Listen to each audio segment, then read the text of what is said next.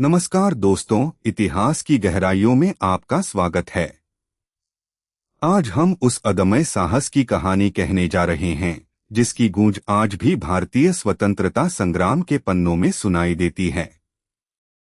कल्पना कीजिए, एक ऐसा योद्धा जिसने अंग्रेजों की नाक में दम कर रखा था, जिसके नाम से फिरंगी सिहर उठते थे। वो रणभूमि का जादूगर था जिसने अपनी गुरिल्ला रणनीति से ब्रिटिश सेना को कई बार धूल चटाई। जी हाँ, हम बात कर रहे हैं 1857 की क्रांति के महानायक अमर शहीद तात्या टोपे की आखिरी लड़ाई की। 1857 का महासंग्राम शांत हो चुका था, लेकिन तात्या टोपे का संघर्ष जारी था।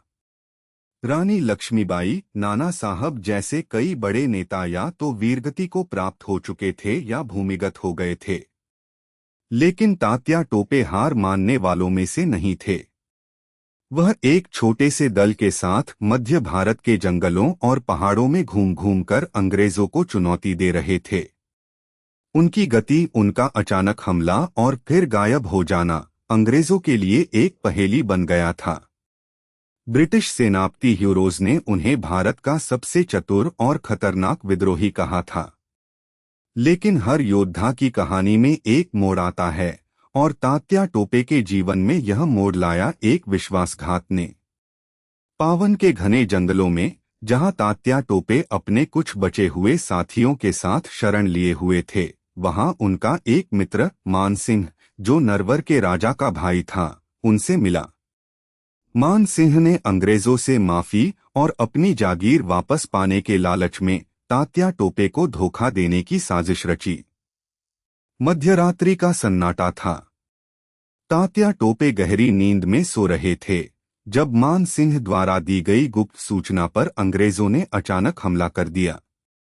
8 अप्रैल 1859 की वह मनहूस रात, जब धोखे की चादर ओढ़कर अंग्रेज सिपाही उनके शिविर में घुस आए।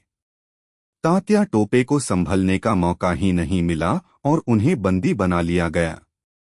उनके अदम्य साहस और युद्ध कौशल के बावजूद एक मित्र के विश्वासघात ने उन्हें घुटने टेकने पर मजबूर कर दिया। शिवपुरी लाया गया और उन पर राजद्रोह का मुकदमा चलाया गया। अंग्रेजों ने उन्हें अपनी वफादारी स्वीकार करने और क्षमा मांगने का प्रस्ताव दिया, लेकिन तात्या टोपे ने उसे ठुकरा दिया।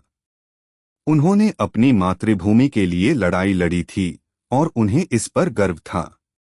18 अप्रैल 1859 को शिवपुरी की धरती पर हजारों लोगों की भीड़ के सामने इस महान सेनानी को फांसी दे दी गई। उनके आखिरी शब्द थे, मैं अपने देश के लिए मर रहा हूं। तात्या टोपे का बलिदान व्यर्थ नहीं गया।